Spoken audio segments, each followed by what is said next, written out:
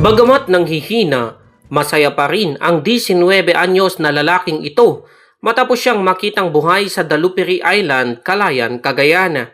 Nahanap siya bandang alas 8 ng umaga ng Martes, March 24 matapos siyang mapaulat na nawala sa karagatang sakop ng Santa Ana, Cagayan noong Biyernes, March 20.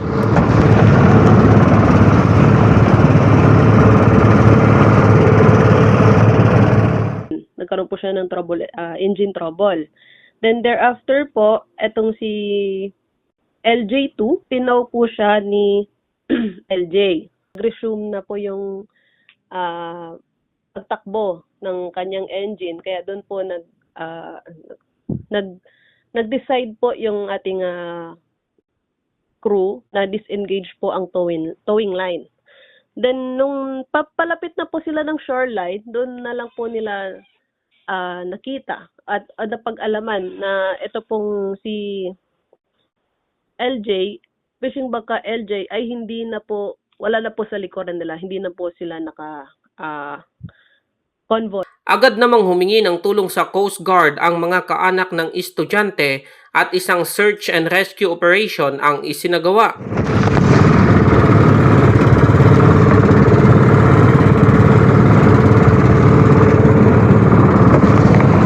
Mag-aalas 8 na nung Biyernes, March 20 nang makita ng mga residenteng nagpapastol ng kalabaw ang nawawalang estudyante na naglalakad sa Pampang. Kwento umano ng estudyante, napadpad ang kanyang bangka sa Dalupiri Island matapos ang 4 na araw at dito na siya tuluyang na-rescue ng mga residente. According to Mr. Peralta, sir, yung ginawa niya to survive is yung mga nahuli niyang isda, sir, yun na lang din yung kinain niya, sir, to survive.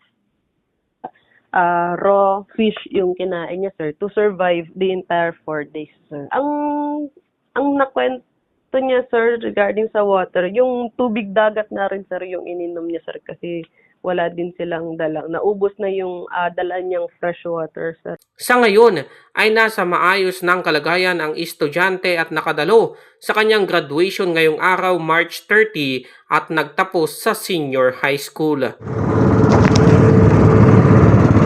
Cesar Galasi, RNG News.